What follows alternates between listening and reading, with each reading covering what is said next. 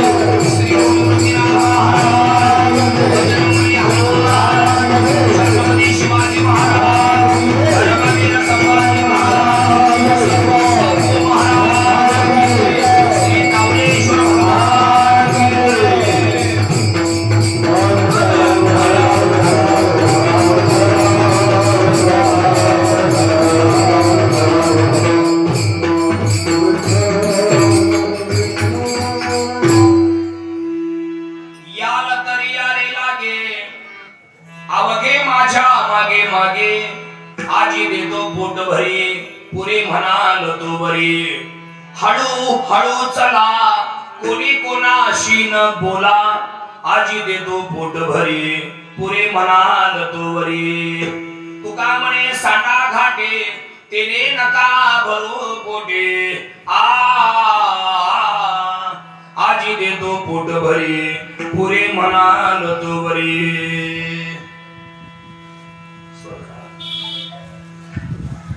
विश्वाचा तो गुरु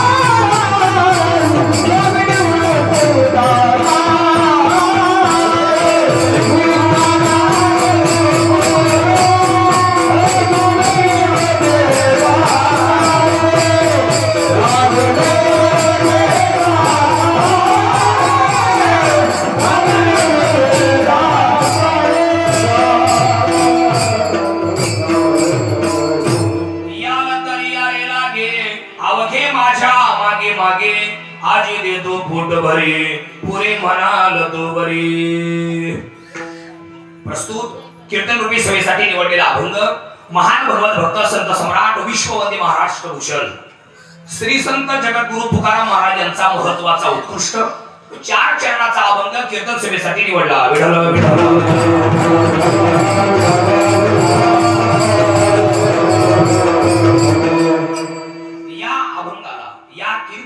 या सेवेला सुरुवात प्रारंभ करण्यापूर्वी थोडासा परिहार देणं गरजेचं आहे, अतिशय महत्वाचं आहे. कशा निमित्ताने हा कार्यक्रम आहे सर्वांना ज्ञात आहे, माहिती आहे, कल्पना आहे, तरी पण सांगणं हे सांगणाराचं किंवा वक्त्याचं आद्य कर्तव्य ठरलं असल्यानं आपल्या या तोरंगण गावाला अनेक वर्षापासून चालू असलेला हा भव्य दिव्य अखंड हरिनाम सप्ताह नामयज्ञ आणि हा सोहळा मोठ्या आनंदानं प्रेमानं मिळून मिसळून खेळीमेळी वातावरणात हा सोहळा या ठिकाणी संपन्न होतो आहे. सगळं गाव एका आईची लेकरं होऊन एकत्र येऊन जसं काय आपल्या एकुलते एक मुलीचं लग्न बापानं उत्साह साजरं करावं, थाटामाटा साजरा करावं, तसं संपूर्ण तोरंगण गाव आजूबाजूचे पाडे आहे की नाही सगळे एकत्र येऊन आपल्या घरी दिवाळीचा सण आहे असा सण समजून हा उदात्त हेतू मनात ठेवून हा सण साजरा करतात. हा 7 दिवसाचा उत्सव मोठ्या आनंदानं प्रेमानं मिळून मिसळून खेळीमेळी वातावरणात सगळे आई बहिणी वडीलधारी बाल गोपाळ तरुण मित्रमंडळी ज्येष्ठ मंडळी हे सर्वच मंडळी या ठिकाणी येत असतात आणि हा सोहळा साजरा करत असतात. या 2026 मधलं या वर्षीची कीर्तन सेवा कार्याची माझ्या वाटेला आहे. समस्त ग्रामस्थ भजनी मंडळी सप्ताहाचे आयोजक नियोजक तरुण मित्रमंडळी आई बहिणी वडीलधारी लेकी बाळी बाल गोपाळ या सर्व लोकांनी दिलेलं मला हे निमंत्रण आणि तुम्हा सगळ्यांचा निरोप ज्यांनी माझ्यापर्यंत पोहोचवला. अत्यंत मृदू अजात शत्रू आणि मार्दवी व्यक्तिमत्व असणारे गावचे तरुण सरपंच राहुल दादा. वा एवढे तरुण सरपंच लग्न झाले तरुण पहिल्यांदा एवढा तरुण सरपंच पाहिलं महाराष्ट्र पण एवढा तरुण सरपंच पाहिजे. तुमचं कोण म्हणून लग्न झाले किती गोड भारी. तुमचे आजोबा तुम्हाला सामान्यांच्या हाती जर दिलं तर तरुण कार्यकर्ता ऐकणे फार विश्वासाने लढत असतो की बाबा जुने मंडळी इथून मागे करत आले आणि आपल्याकडून जर काही चुकलं तर परत आपल्या लोक नाव ठेवतील. हा उदात्त हेतू मनात बाळगून ही मंडळी जीवाचं रान करून एकत्र येऊन पेटून उठत असतात आणि साजरा उत्सव उत्साह करत असतात. त्यामुळे सर्वांना तुम्हाला शुभेच्छा. राहुलला तुम्हाला आणि तुमच्या सगळे कार्यकर्ते मंडळी सगळे वारकरी मंडळींना शुभेच्छा व्यक्त करतो आणि कार्यक्रमाला सुरुवात करतो.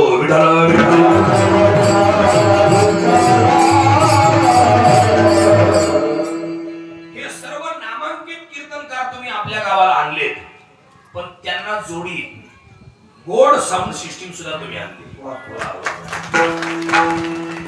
तुम्हाला धन्यवाद. आपल्याला धन्यवाद.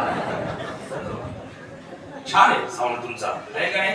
फक्त शेवटपर्यंत माझ्या या मॉनिटरला आवाज ठेवा, तर माझी ना झोपच होईल नाही. आज रात्री आलो गावात तरी कधी, त्याच्यामुळे थोडासा आवाज घशाला ताण पडतोय. ताट ताट बघा सगळं. अभंग तुकाराम महाराजांचा आहे आणि या अभंगातील चारही चरणांचा सडाक असा आहे. या अभंगातून तुकाराम महाराजांनी एक रूपक केले. तुकाराम महाराजांचे 5 अवतार आहे. तुकाराम महाराजांचा पहिला अवतार भक्त प्रल्हाद, हिरण्यकश्यपूच्या बुटी घेतला होता. याला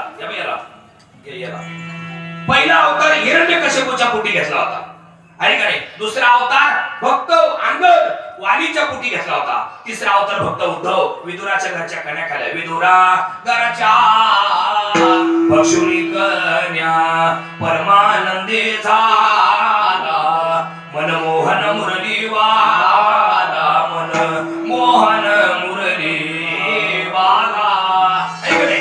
तिसरा अवतार तुकाराम महाराजांचा भक्त उद्धव. त्या अवतारात तुकाराम महाराज भगवान कृष्णाच्या सोबत होते, है की नाही? कृष्ण अवतारात. आणि त्या काळातलं वर्णन तुकाराम महाराजांनी या अभंगातून सांगितले. तुकाराम महाराज म्हटले, ऐका, भगवंताला मोठे मोठे राक्षस मारायचे होते, मग काही गड्यांची निवड केली. माझे गडी कोण कोण, हा माझे गडी कोण कोण, निवडा भिन्न यातून निवडा भिन्न यातून, अवघी यांच्या मोडा काढ्या, अवघी यांच्या मोडा काढ्या.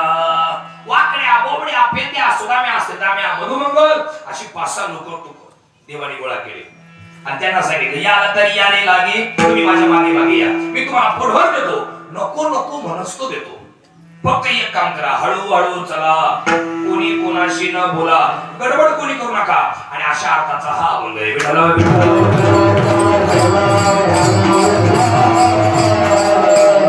अभंगाच्या सुरुवातीला एक प्रश्न असा आहे, काला हा सप्ताहाचा पूर्ण विराम आहे. काला झाला म्हणजे सप्ताह संपला, काला झाला म्हणजे सप्ताह संपला, असं वेगळं जाहीर करावं लागत नाही.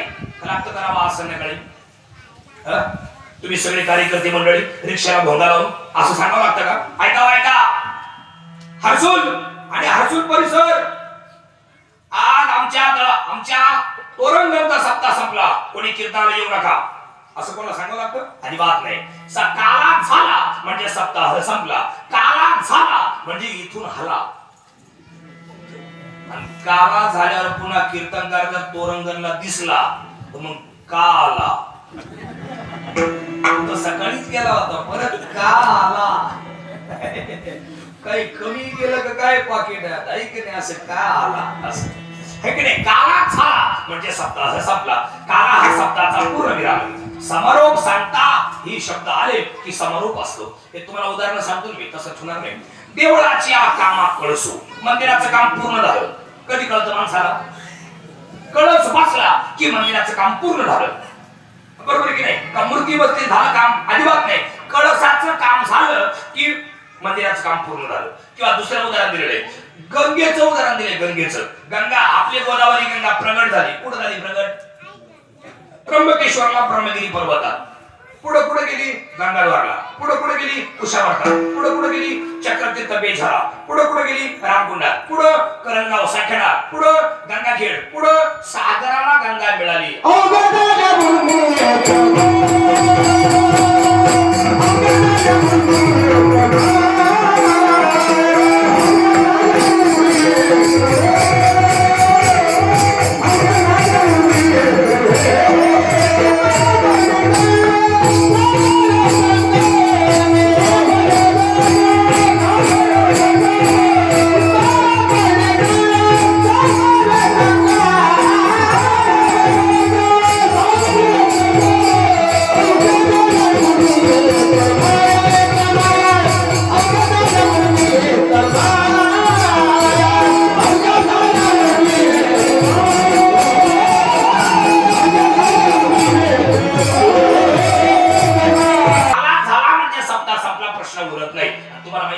काल्याच्या कीर्तनामध्ये चरित्र ते उच्चारावे केले देवे गोकुळी. बस देवानी गोकुळात जे चरित्र केलं ते उच्चारावे, आचारावे नाही सांगितलं, उच्चारावे सांगितलं. ऐका नाही, रिटर्न आवाज ठेवा फक्त, लय वाटू नका. ऐका, उच्चारावे, आचारावे नाही. तुम्हाला मी माहिती लक्ष द्या. भगवान कृष्णाच्या चरित्राचं उच्चारण करायचं, आचरण करायचं नाही. आणि रामचंद्र प्रभूच्या चरित्राचं आचरण करायचं. तुम्ही ऐकता सगळे, ट्रॅक्टरच्या नादात लक्ष नव्हतं. आता परत ऐका.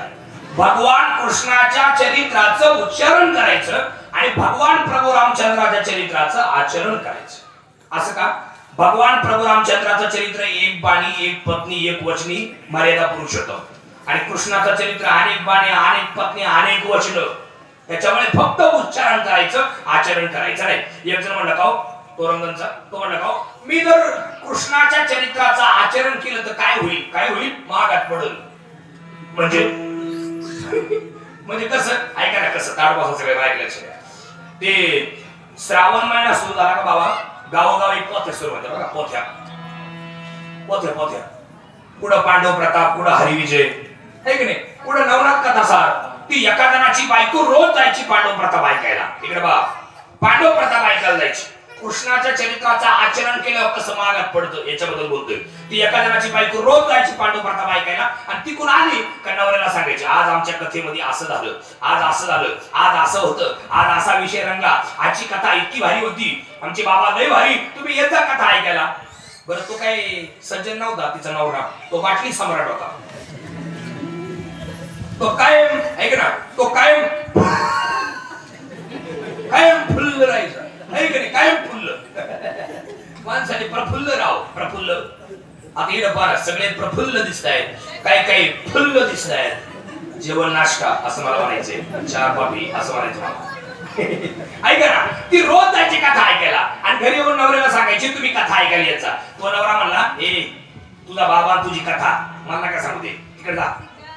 त्या बाईला राग आला. ती म्हणली एक काम करा, दुसरीकडे हरिविजय चालू आहे तिकडे जा. तो म्हणला मी तिकडे जातो. तिकडे गेला कथा ऐकायला. लक्ष द्या बघा, कधीच कथा ऐकायला न जाणारा त्या दिवशी कथा ऐकायला गेला आणि नेमका त्यांच्या कथेमध्ये विषय रंगला. एकट्या भगवान कृष्णाला 16,108 बायका.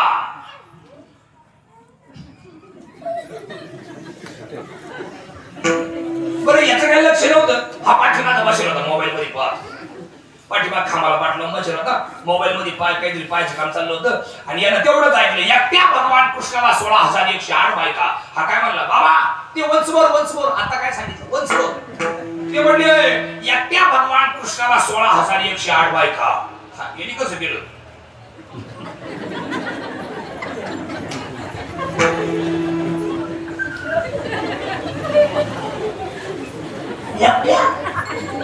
एकट्याला 16,108 आणि नाचतच घरी आला. आणि नाचतच घरी आला आणि बायकोला म्हणला, ए बायको, इकडे लक्ष दे. म्हणले काय, आमच्या कथेमध्ये आज लय भारी विषय रंगला, आमचा बाबा लय भारी. ती म्हणली लय भारी, तुम्ही तर कथा कधीच कथा ऐकायला जात नव्हते, आजच गेले, कसं काय लय भारी? ती म्हणले लय भारी. म्हणजे काय झालं? अगं आमच्या कथेमध्ये आजच्या आमच्या बाबांनी असा विषय सांगितला, एकट्या भगवान कृष्णाला 16,108 बायका. ती म्हणली बा तुमचं काय म्हणणं आहे? तो म्हणला मी विचारणार होतो अजून एखादी करू का? ती म्हणली एखादी नाही, अजून 10 करा. खरंच? पुढचा ऐका, पुढचा ऐका म्हटली. ती म्हणली पुढचा ऐका. हा झालाय तुमचा हरिविजय, पण मी पण आता पांडव प्रताप ऐकून आले ना. आमच्या कथेमध्ये विषय होता एकट्या द्रौपदीला 5 पती. तो म्हटलं मग तुझं काय म्हणणे? ती म्हणली मीच म्हणणार होते अजून एखादा करू का? काय बोलते तू? हे असं काय? ती म्हणली मग गप यायचं, कथा ऐकून जेवायचं, झोपायचं, पंचेती करायचं नाही. कृष्णाच्या चरित्राचं आचरण केलं की असं मागात पडतं.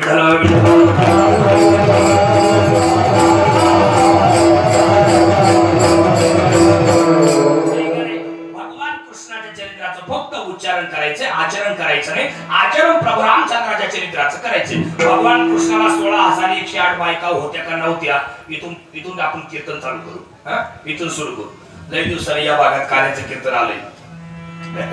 नाही तर मी रात्रीच यायचो काय या भागात. काय निसर्ग आहे सरपंच तुमच्या भागात, असं वाटायला लागलं इकडेच कोणतरी घर बांधावं. हॅलो, मी पहिल्यांदा आलोय सकाळच्या टायमाला, पहिल्यांदा 15 वर्षापासून मी कीर्तन करतोय, पहिल्यांदा सकाळच्या टायमाला. काय निसर्ग आहे महाराज. या भागातील लोक आजारी पडत नाही आवडे महाराज. या लोकांना आजार म्हणजे माहितीच नाही का, निसर्गाच्या सानिध्यातल्या माणसाला कधी आजार होत नाही. आहे काय कोणी अटॅकला मिळाला या भागात, आहे का असं कोणी?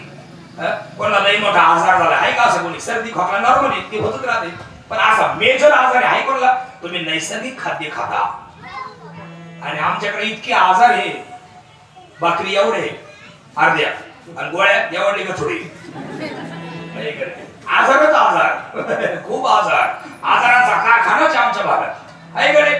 लक्षात ठेवा सगळे माणसं, फार सुंदर वातावरण आहे. ऐका, भगवान कृष्णाला 16,108 बायका नव्हत्या. आणि नीट ऐका, नाही तर ऐका अर्धवट द्या मला गुतून. ऐका तेवढ्यासाठी येईल राहतात. तुम्ही आता भक्त कीर्तन झाल्यावर एखाद्याला विचारायचं काल्याचं कीर्तन कसं काय झालं? हा बरं झालं. अरे बरं काय चांगलं म्हण ना, बरं काय. तू काय गुरु आहे का आमचा? सांग मला काय प्रॉब्लेम आहे का रे? अहो ते राहुल दादानी लईच कीर्तनकार भारी आणले हो. सगळ्यांचे कीर्तन झेडवाकीला झालेले. एवढले कीर्तनकार कसे काय आले तुमच्या गावात? राहुल दादानी आणले होते. कसं काय जमलं त्यांना ते? कोणाच तरी आधार घेतला. काय करायचं तुला? काय पंचायती करतो? लई पंचायती, लई पंचायती. अहो ते विजय महाराज लई गोड वाजवतात हो. बराय बराय. अरे बराय काय त्यांनी क्लास लावले बरं काय चांगलं म्हणाला, काही प्रॉब्लेम आहे. नीट बोलणारच नाही. त्याच्यामुळे तरुण माणसं इकडे येत नाही महाराज. त्याच्यामुळे तरुण पोरं इकडे यायची गर्दी कमी आहे. ते टाळ वाजवायला लागले, एखादा टाळ मागं पुढे होतो ना, सांभाळून गेला काय प्रॉब्लेम आहे ना, तुला टाळ येते वाजता. तो म्हणला हा टाळ आणि तू बस बोंगल मी चालू आहे का नाही. मी चालू पाटलाचा बैलगाडा पाहिला आहे का नाही, आहे का नाही, आहे का नाही. विठ्ठल विठ्ठल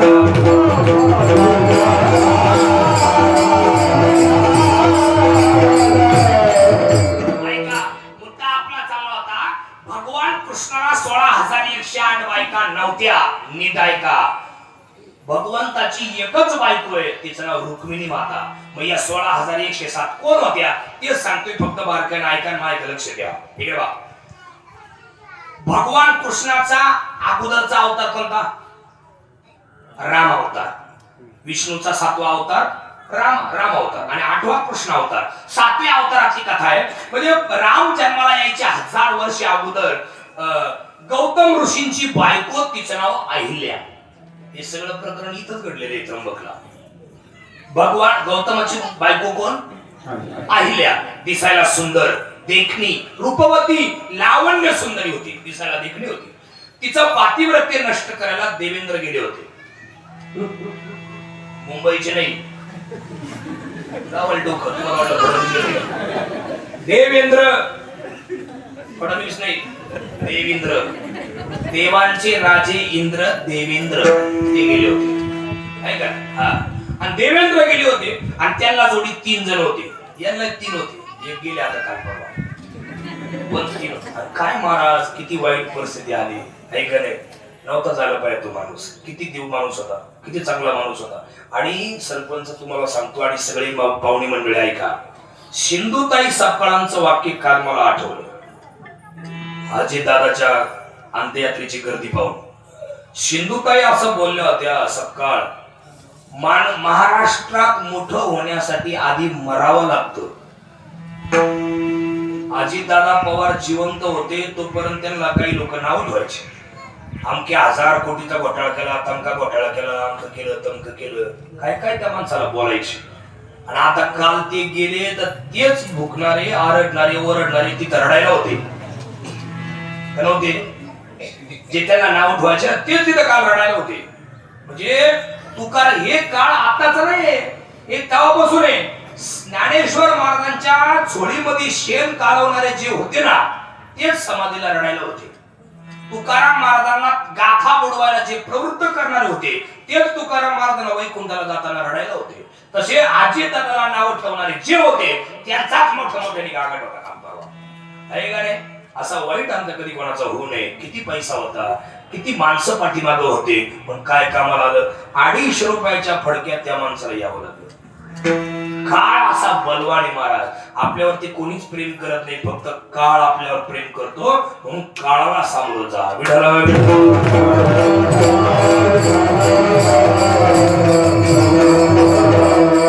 मी शेवटी तोरंगण आणि गावचे सगळे माणसांसहित आपण त्यांना आदरांजली वाहणारच आहोत, पण काल्याचं कीर्तन अगोदर करू. ऐका, मुद्दा आपला हा चालला होता, भगवंताची एकच बायको आहे, तिचं नाव रुक्मिणी माता. त्या आईल्याचं पातिव्रत्य नष्ट करायला देवेंद्र गेले होते आणि त्यांना जोडी 3 जण होते. ऐका, कोण कोण होतं? चंद्र, कमळा, अग्नी असे जण होते आणि प्रत्येकाला शाप दिलाय आवळे महाराज. काय शाप दिलाय? थांब इंद्रा थांब, माझ्या बायकोचं पातिव्रत्य नष्ट करतो काय? तुला शाप आहे माझा, तुला भगंदर नावाचा रोग होईल. चंद्रा, तुला काळा डाग लागेल.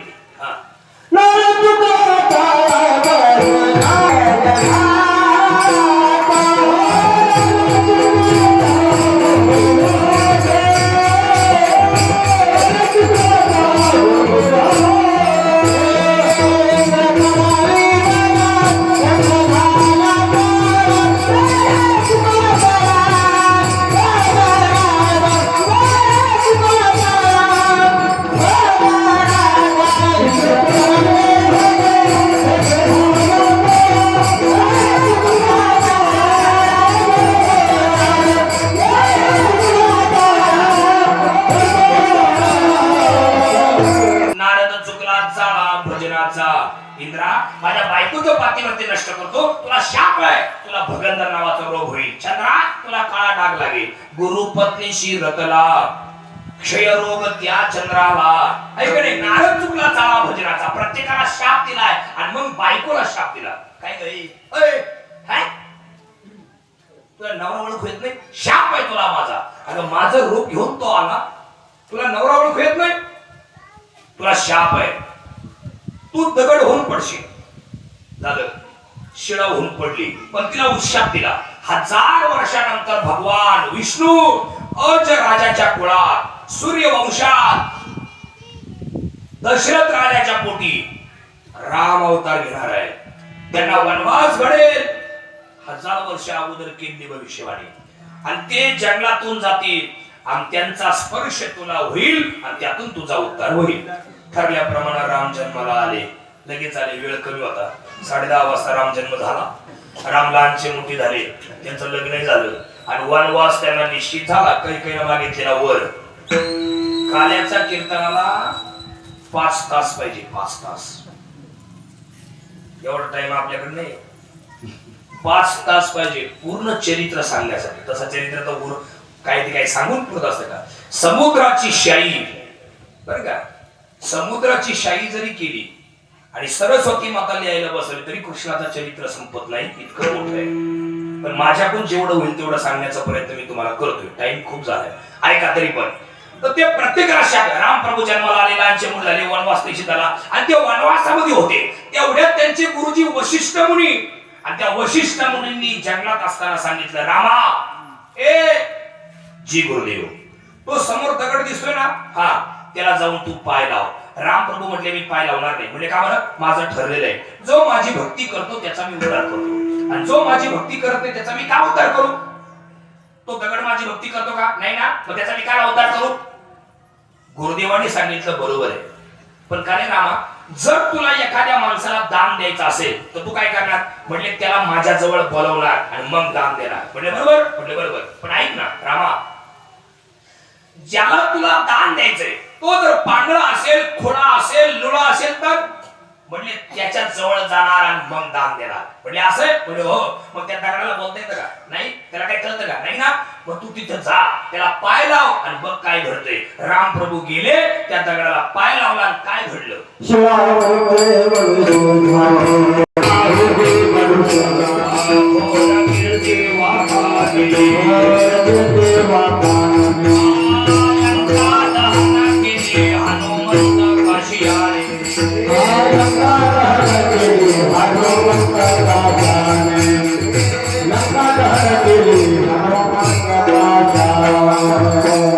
तिचं नाव अहिल्या.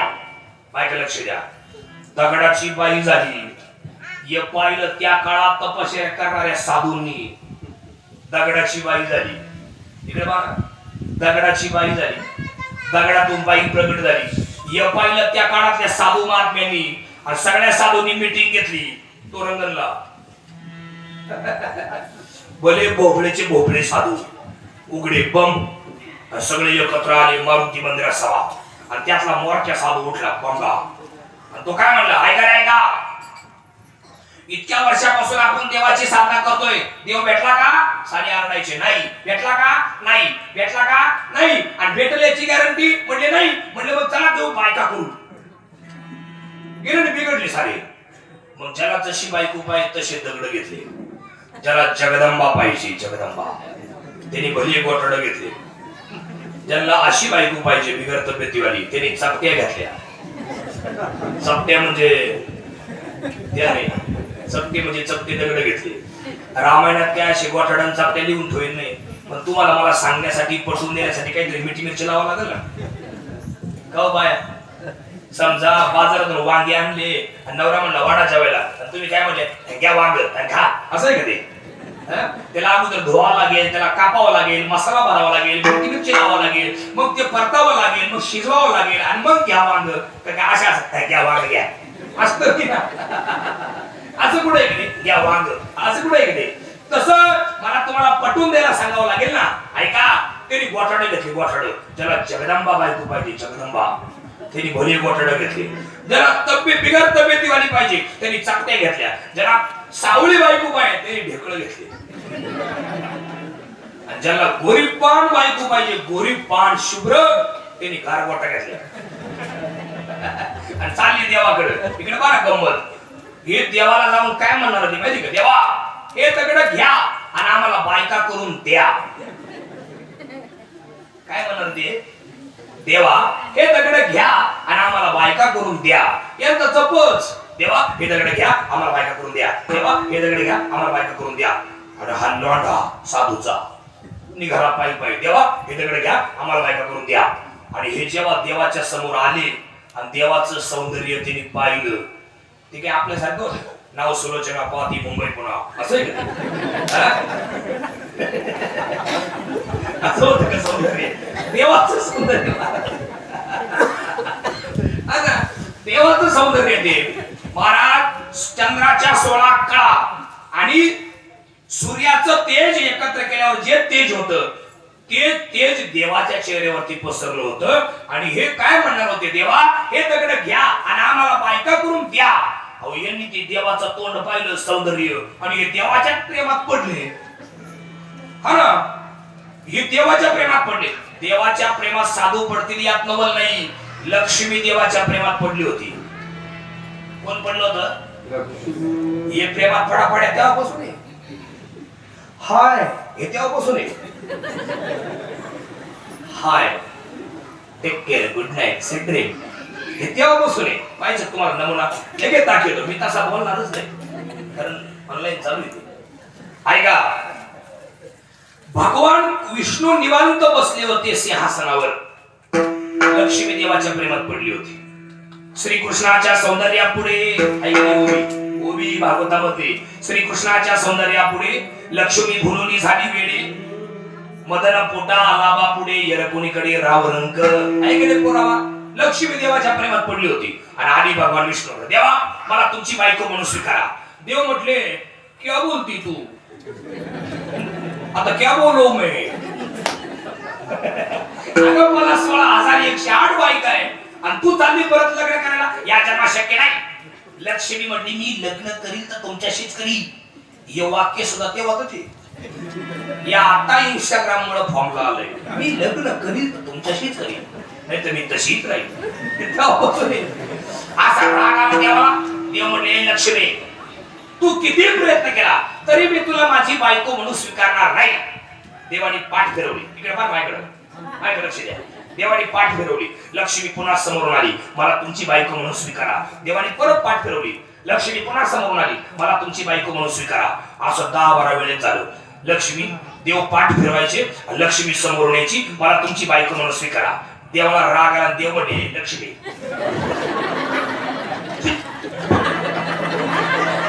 तू किती प्रयत्न केला तरी मी तुला माझी बायको म्हणून स्वीकारणार नाही. पण तुला जर लईच माझ्या संग राहायची इच्छा असेल ना तर तुला फक्त माझ्या पायाची सेवा करावी लागेल.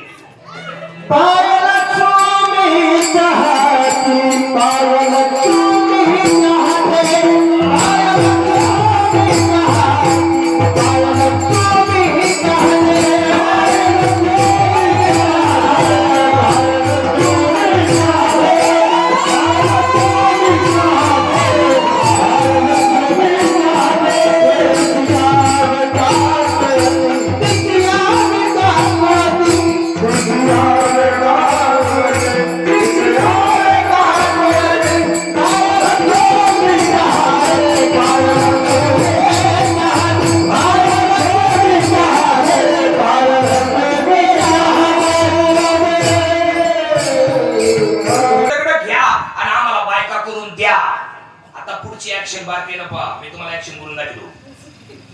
डायरेक्ट प्रॅक्टिकली देवा हे दगड घ्या आणि आम्हाला बायका करून द्या या असं म्हणणार होते. पण हे देवाचं सौंदर्य पाहिलं, देवाच्याच प्रेमात पडले. देवाला काय म्हणले, देवा हे दगड घ्या आणि आम्हाला बायका करून घ्या.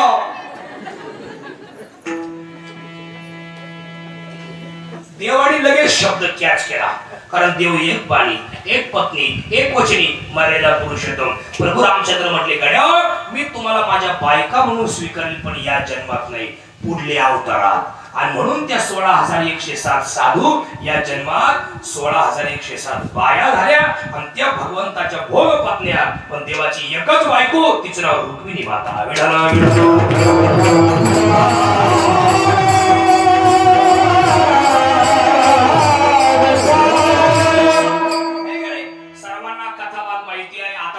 चरित्राला मी सुरुवात करतो. सर्वांना कथावाद पाठ आहे. भगवंताचा जन्म दळपतपूरला झाला, आपलं मथुरेत झाला.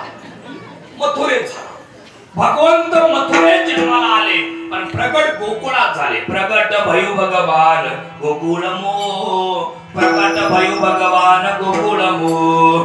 ऐका बरं, लय गोड चरित्र, तुम्हाला लय आवडेल. वसुदेव म्हणजे देवक नावाचा राजा, देवक नावाचा राजा, त्याची मुलगी देवकी आणि तिचं लग्न वसुदेवाशी झालं. वसुदेवा देत देवकी बहीण, लग्नामाची विघ्न आले ते ऐका. वसुदेव देवकीचं लग्न झालं आणि कंस देवकीचा चुलत भाऊ कंस रथ चालवायला होता आणि आनंदाच्या भरात रथ निघाला आणि तेवढ्यात आकाशवाणी झाली. आकाशाची वाणी सांगत असे,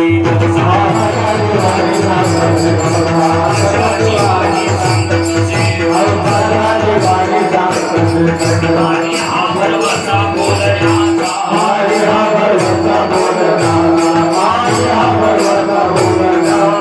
आठवाईचा पुत्र वकील तुझसे, आठवाईचा पुत्र वकील तुझसे, ऐकून मानसी क्रोधावला,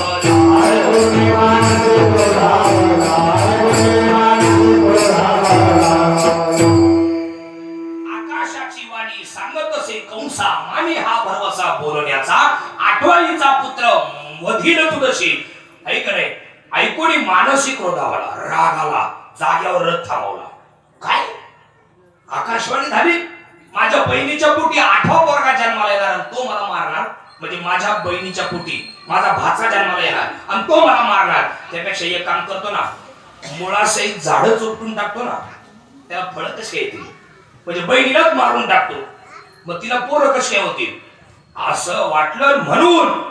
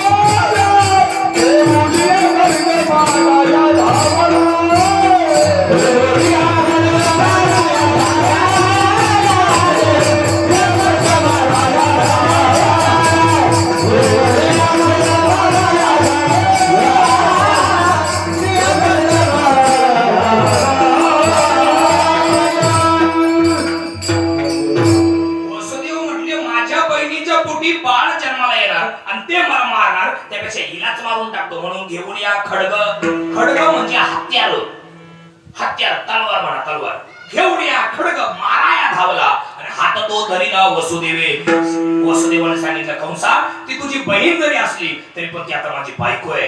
हिला जेवढे पोरं जन्माला येतील हे सगळे तुला आणून देईल पण माझी बहीण मारू नको. आणि म्हणून साखळदंड पायाला बांधली हाताला बांधले आणि कारागृहात ठेवलं. असे बरेच दिवस गेले आणि मग देवकीला पहिलं बाळ झालं. आणि कोणीतरी जाऊन सांगितलं काय सांगितलं कंसाला तुमच्या बहिणीला बाळ झालंय. आला रागा संतापात आला आणि ते मांडीवरलं बाळ घेतलं आणि बाहेर घेऊन गेला. गरगर गरगर फिरून दगडावर आपटणार तेवढ्यात त्याच्या मनात पाझर फुटला. त्या बाळाकडे पाहिलं आणि मनातल्या मनात विचार करतोय किती भारी दिसते. आताच गुलाबाची कळी उमलली असं वाटतंय. गुलाबाची कळी कशी हळदीनं माखली असं दिसायला लागले. काही कळलं काही ना उद्या कळलं नाही कळलं तेच बरं झालं. ऐका ऐक त्याला 5G लागतंय या अजून 2G मध्येचे आहे का नाही. एका जणांनी मला कीर्तन संपल्यावर 8 दिवसांनी फोन घेतला. 8 दिवसाला कुठून तरी नंबर घेतला युट्यूब वरून आणि मला फोन केला. कृष्णा महाराज आहे का म्हणला. हा हा हा हा हा म्हणलं कोण आहे तुम्ही काय झालं तुम्हाला. ते म्हणे तुम्ही त्या दिवशी जोक केला तो मला आता कळला. मग त्या दिवशी काय पिढ्या फुकाण्याचा का म्हणतो मागे ताडीच्या झाडाखाली पाणी पित होता काय करीत काय होता. ऐका सगळे नाही का नाही त्याला 5G लागते. त्याला वाटलं गुलाबाच्या फुलासारखी कळी उमलली किती भारी दिसते वर कोणतं दिसतंय. यांनी काय केलं माझं 8वा पोरगा मारणारे यांनी काय केलं बिचारडी म्हणून ते बाळ परत आणून दिलं. ऐका आणि देवकीनं ते बाळ घेतलं स्तनपान करू लागली लालन पालन करू लागली त्याची मुकी घेऊ लागली आणि बरं वाटलं. कंस निघून गेला. तेवढ्यात नारद तिथं आले. प्रत्येक गावात एक नारद असतो. प्रत्येक गावात सप्ताह बंद पाडायचा प्रयत्न करील. कीर्तनकारांना फोन करील येऊ नका गावात भांडणं होईल. कीर्तनकारांच्या पाकिटातून पैसे काढील. हा त्याच्यानंतर सप्त्याला वर्गणी देणार नाही. जेवायला सगळ्यांच्या पुढे बसणार वर्गणी देणार नाही. काल्याच्या कीर्तनाला पहिल्या पंक्तीला जेवणार घरी जाऊन झोपणार आणि हिशोबाच्या दिवशी परत येणार कोणी कोणी वर्गणी दिली विचारायला. असा नारद प्रत्येक गावात एक जण. इथं नाही कोणी तोरंगणला तिकडे आमच्या निफाड तालुक्यात निफाडला गेला का इकडे दुसरी कोण आणायची. ऐका असा नारद तिथं आला आणि नारद म्हणले कंसा अरे डोक्यावर आपणला का तू अरे 8वा पोरगा तुला मारणार आहे पण तुला काय माहिती कोणता 8वा.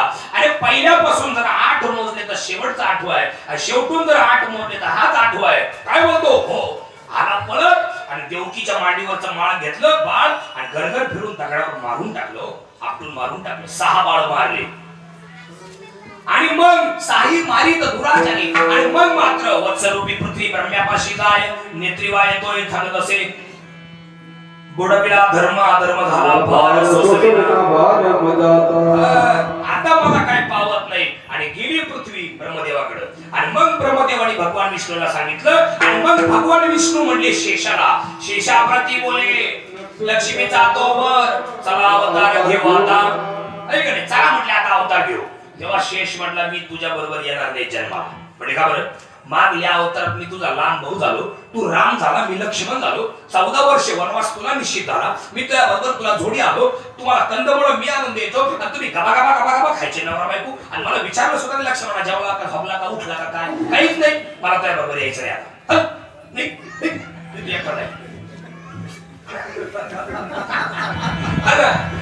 त्यावेळेला भगवान विष्णू म्हणे शशा शशा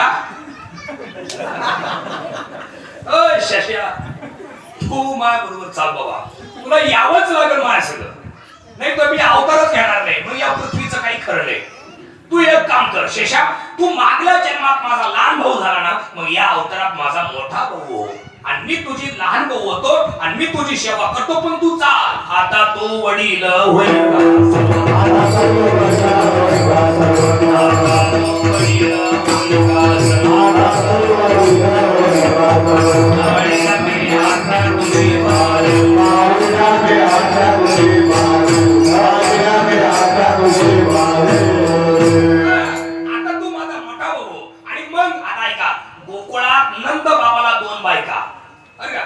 एकीचं नाव यशोदा आणि एकीचं नाव रोहिणी. त्या रोहिणीच्या पोटी शेषाला पाठवलं. रोहिणी उदरी शेष बळीभद्र.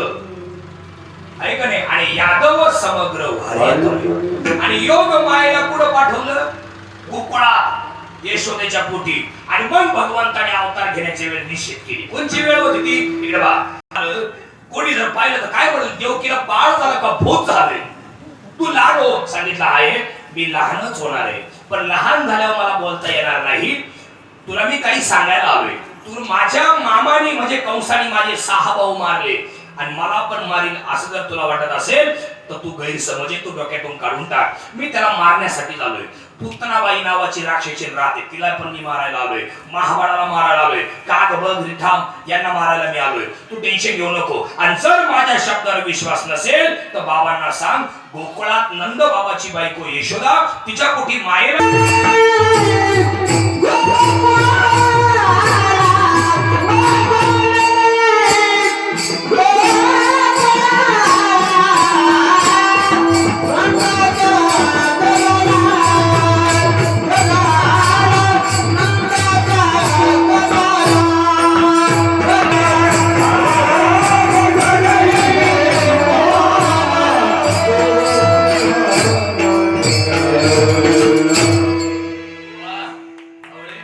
ऐकतच राहा. कसं वाटतं? कसं वाटतं? ऐकतच राहा. आणि काहींच्या आवाज ऐकलं का असं वाटतं होल्डरने बोर्ड करावं. काय गातात का रडतात हेच कळत नाही.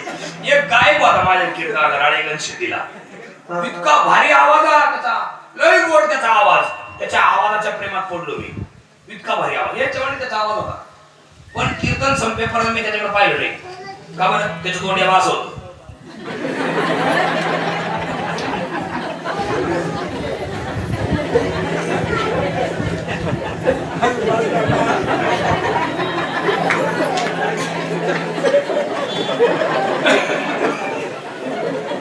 मी 6 महिने प्रॅक्टिस केली तेव्हा जमायला लागले मला. त्याची जिम दिसते अशी अशी.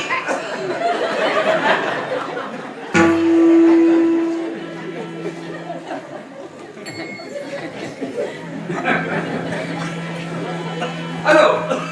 आणि कीर्तन संपलं माझ्याकडे आला, मला कसं करतो आणि पाया पडला आणि मला म्हणतो येऊ काय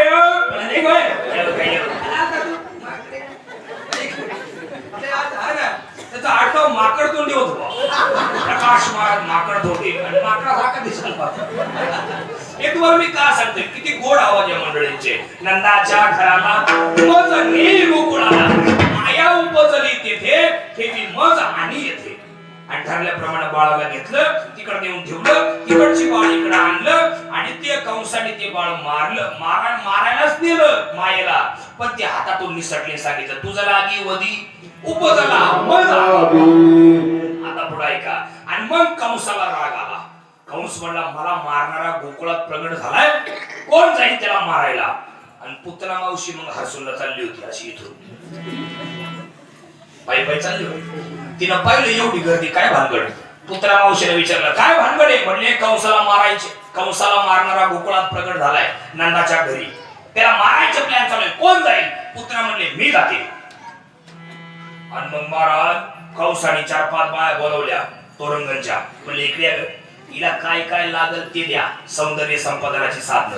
हिला तो अमेरिकेचा 100 ती फिरून लावली, असं फिरून फिरून लावा. हिच्या तोंडाला तो शिमरा साधावा फिरून लावली आणि हिला द्या म्हणले पाठवून. महाराज कॉलेजच्या पुरीसारखी नटवली पुतना आणि स्तनात विष भरलं. म्हणजे दूध पाजायच्या निमित्ताने जवळ घेते त्याला मारून येते. स्तनात विष भरलं. काय बघा, स्तनात विष भरलं. चाली माराला येडी आंबा. कोणत्या कॉलेजला होती काय माहिती? तुमच्या हसून होती का? त्र्यंबकला होती, पुढे होती, नाशिकला होती. इकडे बघा, विषाची निर्मिती ज्याने केली त्याला विष काय करीन? सरपंच दादा, विष ज्याने निर्माण केलंय भाऊ त्याला विष काय करीन? हिनं स्तनात विष भरलं, चालली देवाला मारायला येडी आंबा. बरं तो भगवान कृष्ण होता, तो काय कृष्णा कमान करत होता? भगवंताने ऐका ना आली पुतना आणि भगवंताला आणि ती आवाज दिला मोठ्याने. दरवाजा लावला होता महाल. ऐका कोणी करा. यशोदा बाहेर आली. यशोदा म्हणली कोण तुम्ही? पुतना म्हणली कोण तुम्ही? अगं मी तुझी बहीण ना. बहीण कशी आहे बहीण? माझ्या आई बापाला मी एकटीच. माझी बहीण कशी आहे? अगं चुलत ना. चुलत? अगं मला चुलताच नाही ना. चुलत कुठली? अगं मावस ग. मावस? अगं पण मला मावशीच नाही ना. लांबच्या नात्यानं तुझी बहीण आहे मी. यशोदा होती ती, देवाची आई होती. काय आधी कोणाची आई होती? यशोदाला कळलं कुठंतरी पाणी मुरतंय. एक तास झालाय कांद्याच्या वाफ्यावर पाणी लावून पाणी वाफा मारणार आणि मग पाठीमागे जाऊन पाहिलं तर संगतवांच्या वाफ्यावर पाणी चालू होतं. वाफा कुठे? यशोदा म्हटली एक काम करा, बाळ झोपले उद्या या. आहे का नाही? आणि आतमध्ये निघून गेली आणि पाळण्यातला भगवान कृष्ण काय झोपेल होता काय? जागाच होता. भगवान कृष्ण म्हणजे येण्याची माझी आहे बोलीची. मी काय झोपा काढला होता का? तिच्या गळा दाबा लावलोय पुतणेचा गळा दाबायला आलोय मी. राक्षसांना मारायला आलोय आणि मला झोपायला ती काय तिथे जागा नव्हती का क्षीरसागरामध्ये वैकुंठात? आणि ही मध्ये झोपलाय आणि म्हणून कृष्णाने रडायला सुरुवात केली. मग पुतना आतमध्ये आली. विजयराव पुतना आतमध्ये आली आणि कृष्णाला उचलून मांडीवर घेतलं. भगवंताने आवाज केला, ऍक्शन करून दाखवलं. बा तुला ती राक्षसी होती ना, भगवंताला तिनं पाळण्यातून काढलं, मांडीवर ठेवलं. भगवंताने तिच्या तोंडाला पाहिलं असं केलं.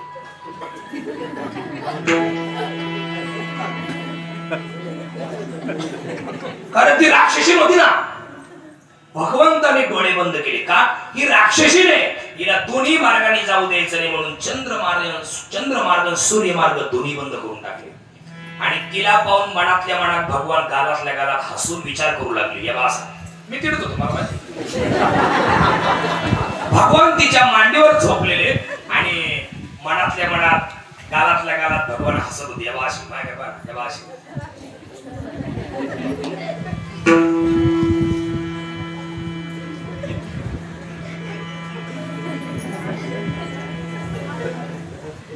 असं हसून भगवान काय विचार करीत होते? भगवंत विचार करीत होते, माग काय योगायोग आहे. मागल्याही अवतारात पहिल्यांदा राक्षसीनच मारावी लागली आणि याही अवतारात पहिल्यांदा राक्षसीनच मारण्याचा योग आहे. काय योगायोग आहे. हा डोळे लावून विचार चालला. मागल्या अवतारात पहिल्यांदा कोण मारली? ताटिका मारली राम अवतारात. आणि या अवतारात पहिल्यांदा कोण आली? ही पुतना आली. हा डोळे लावून विचार चालला आणि मग डोळे उघडले. भगवंतानी तिच्या स्थानाला तोंड लावलं. विष प्याला. माहिती बा तुम्हाला ऍक्शन करून दाखवतो. विष प्याला, दूध प्याला, रक्त प्याला आणि मग मज्जा प्राशन केली आणि मग पंच प्राणाला ओढ दिली. भगवंतानी स्थानाला तोंड लावून आणि मग आरडली, कृष्णा सोड, कृष्णा सोड, मी परत वाटेल जाणार नाही. कृष्ण म्हणजे पुतणी मी पहिल्यांदा कोणाला धरीत नसतो आणि धरल्यानंतर एका मेल्याशिवाय सोडित नसतो. मारूनच टाकली पुतना. तिचे पाय तोरंगल आणि डोकं हसूलच्या त्या सरकारी होता. पण तुकडे तुकडे करून पेटवली ना तेव्हा तिच्या प्रेताचा सुगंध सुटला. का? मरण देवाच्या हातून आलं. आणि याला पुरावा श्रीकृष्ण कोपोनी जाते मारी तो पावे परब्रह्म साक्षात्कारी. विठ्ठल विठ्ठल.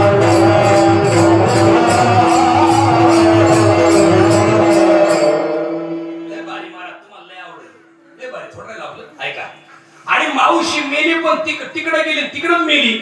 हे जेव्हा कंसाला कळलं, कंस पुन्हा उदास होऊन बसला आणि कंसाचं तोंड पडलं हे पाहून एक महाबळ नावाचा राक्षस पुढे आला. देवाला कंसाला कसा म्हणतोय? आव सरकार, आव सरकार. ते नाही का ते गल्लीत गोंधळ दिल्लीत मुजरा. आव सरकार,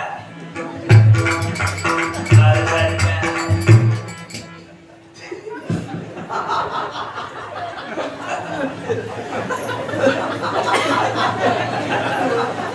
सरपंच मी चुकून कीर्तनकार व्हायले.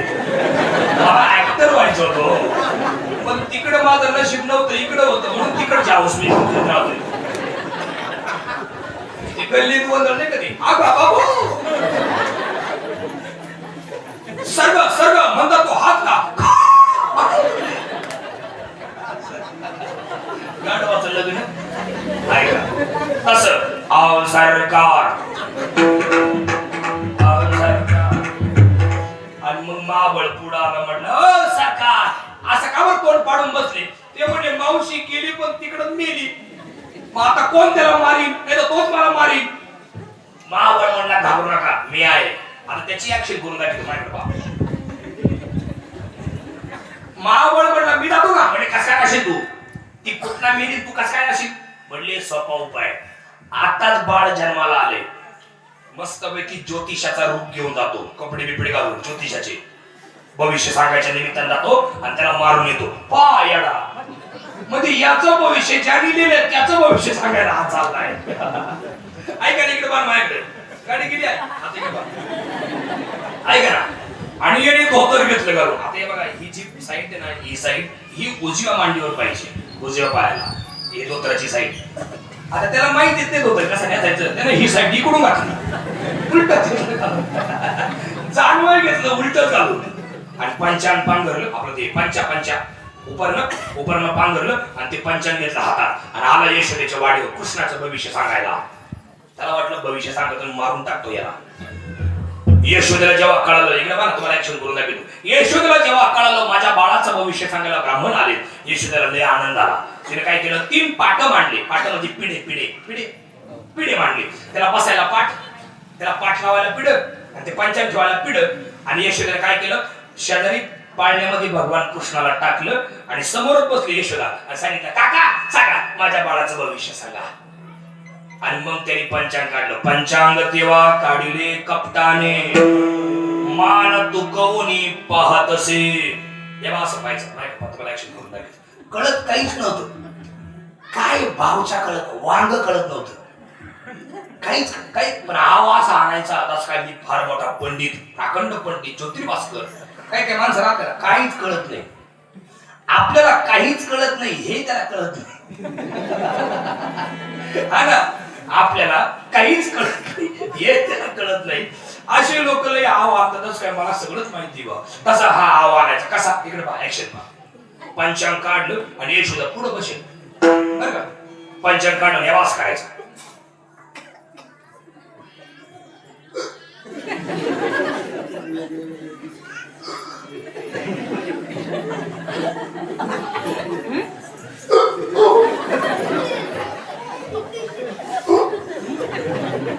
यशोदाने एकदा पाहिलं दोनदा पाहिलं तीनदा पाहिलं यशोदा म्हणली काका तुम्ही आले तेव्हा तुमचा चेहरा गुलाबाच्या फुलासारखा होता आणि आता असा सोने फुलासारखा का बदलला ती म्हणली यशोदे तुझ्या पोटी जन्माला आला ना हे मागल्या जन्मातलं डुक्कर आहे डुक्कर तुला कसं वाटलं असेल समजा मी तुमच्या तोरंगांची एखाद्या बाईला म्हणलं तुझं पोरग डुक्कर आहे ती मला जाऊन देईल का माझ्या घरी ती जाऊन देईल पण अँब्युलन्स मध्ये पाठवेल आताच आहे मागच्या बॉर्डर डुक्कर म्हणतो काय ऐक रे तसं बरं काही चुकलं का भगवंताचा एक डुक्कर अवतार होऊन गेलाय पण वराह अवतार ती म्हणली काका भविष्य सांगा भविष्य